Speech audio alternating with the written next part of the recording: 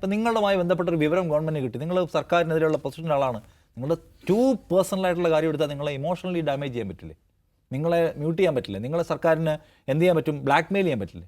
ഇപ്പോൾ നമ്മളിപ്പം കിഴക്കൻ ജർമ്മനിലെ സ്റ്റാസി പോലീസുകാർ പറഞ്ഞ എന്തായിരുന്നു പരിപാടി എന്ന് പറഞ്ഞാൽ കംപ്ലീറ്റ് മനുഷ്യരെ അവർക്ക് പല പ്രോജക്റ്റുകളുണ്ട്, ഇമോഷണലി നിങ്ങളെ തകർക്കാൻ കഴിയും, നിങ്ങളുടെ പേഴ്സണൽ വിവരങ്ങൾ എടുക്കും. സർക്കാർ ചെയ്യോ? സർക്കാരിന് എന്തും ചെയ്യാം. നിങ്ങൾക്ക് സർക്കാരിനെ കുറിച്ചും സർക്കാരിൻ്റെ IB എന്നൊക്കെ പറഞ്ഞ സംവിധാനത്തെക്കുറിച്ചും അറിയാത്തതുകൊണ്ടാണ്. രഹസ്യാന്വേഷണ സംവിധാനങ്ങളുടെ ചരിത്രം, ഇന്ത്യയിലെ രാഷ്ട്രങ്ങളുടെ ഈ സ്റ്റാസി പോലീസിനെ കഥ എടുക്കണം. സ്റ്റാസി പോലീസ് എന്ന് പറഞ്ഞാൽ കിഴക്കൻ ജർമ്മനിലെ ഒരു രഹസ്യ പോലീസായിരുന്നു. അവരുടെ പണി നിങ്ങളുടെ ഒരാളെ തകർക്കണമെങ്കിൽ പൂർണ്ണമായ എപ്പോഴും ജയിലിടുക മാത്രമല്ല, ദിവ്യയെ ഒഴിവാക്കണം. അല്ലെ ദിവ്യ ഒരു ബുദ്ധിമുട്ടാണ്. ദിവ്യ വളരെ ആക്റ്റീവായി ജേർണലിസം ചെയ്ത് സർക്കാരിനെ ബുദ്ധിമുട്ടാക്കുന്നു. സർക്കാർ ചെയ്യുന്ന ആ പോലീസ് ചെയ്യുന്ന പണി നിങ്ങളുടെ കുടുംബ ബന്ധം തകർക്കുക ഒരു പരിപാടിയാണ്.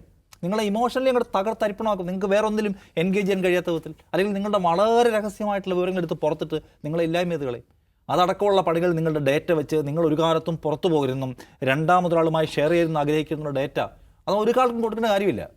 ഇന്ത്യൻ നിയമം അനുസരിച്ച് പോലും നമ്മുടെ പേഴ്സണലായ കാര്യങ്ങളിൽ നമുക്ക് ഒരു അതിഗൗരവതരമായ എന്തെങ്കിലും സംഭവത്തെ ചുറ്റിപ്പറ്റിയുള്ള അന്വേഷണത്തിൻ്റെ ഭാഗമായിട്ട് പോലും അതിൽ പോലും എക്സെപ്ഷൻസ് ഉണ്ട്. നമുക്ക് വേറെ ആരോട് ഷെയർ ചെയ്യേണ്ട കാര്യമില്ല. പക്ഷേ ഇതെല്ലാം ഗവൺമെൻറ് എടുക്കാൻ ആഗ്രഹിക്കുകയാണ്. ഇത് നരേന്ദ്രമോദി സർക്കാർ ജനാധിപത്യത്തോട് ഭയങ്കര പ്രതിബദ്ധതയുള്ള സർക്കാരോ, നാടങ്ങനെ മൊത്തം എല്ലാവരുടെയും അവകാശം, എല്ലാവരുടെയും സംരക്ഷണം എന്നൊന്നും എനിക്ക് തോന്നുന്നില്ല. അപ്പോൾ ഈ സഞ്ചാർ സാധി എടുത്ത് നോക്കിയാൽ സഞ്ചാർ സാധി ഭൂലോക തട്ടിപ്പായിട്ടുള്ള ഒരു ആപ്പാണ്. സഞ്ചാർ സാധി ആപ്പ് ഉണ്ടെങ്കിൽ നിങ്ങളുടെ ഫോൺ കാണാതെ പോയാൽ നിങ്ങൾക്ക് അതുവഴി നോക്കിയിട്ട് കണ്ടുപിടിക്കാൻ പറ്റുന്നതാണ്.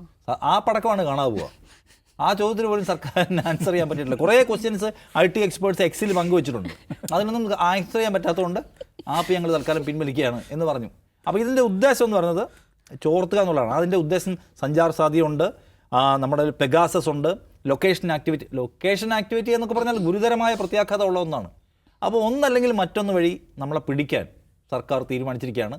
നമ്മൾ വേറൊരു ചൈനയോ ഉത്തര കൊറിയയോ ഒക്കെ ആയി പോകാനുള്ള സാധ്യതയെക്കുറിച്ച് ഭയപ്പെടണം ഈ ഡെവലപ്മെൻറ്റ്സ് കാണുമ്പോഴെന്നാണ് ഞാൻ പറയാം.